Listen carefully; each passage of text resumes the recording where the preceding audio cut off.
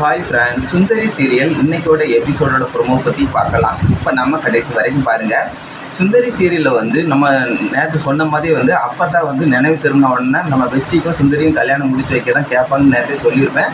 அதேமாதிரி வந்து இன்றைக்கி வந்து ப்ரோமோ வந்து வந்திருக்கு. அதை பார்த்து எனக்கு ரொம்பவே சந்தோஷமாக இருக்குது. அதேமாரி வந்து நம்ம சுந்தரி வந்து ஒரு வழியாக வந்து கோயிலில் வந்து அவங்களோட கடமையை நிறைவேற்றி வந்தாச்சு. வந்த உடனே வந்து அப்போ தான் வந்து சுயநலம் வந்து பேசுகிறாங்க. அப்போ வந்து நீ எது சொன்னாலும் நான் கேட்பேன் அப்போ தான் அப்படின்னு சுந்தரி சொல்கிறாங்க. அப்போ வந்து நம்ம வெற்றி வந்து நீ கல்யாணம் முடிக்கணும் அப்படின்னு சொல்கிறாங்க. அப்படின்னு சொன்னோன்னு ரொம்பவே ஃபீல் பண்ணுறாங்க. நம்ம சுந்தரி வந்து சரின்னு சொல்லி அதுக்கப்புறம் வந்து அப்போ தான் எப்படியோ ஒரு வழியாக காப்பாற்றிடுவாங்க. அதுக்கப்புறம் வந்து சுந்தரி வந்து ரொம்பவே கவலைப்பட்டு இருக்காங்க.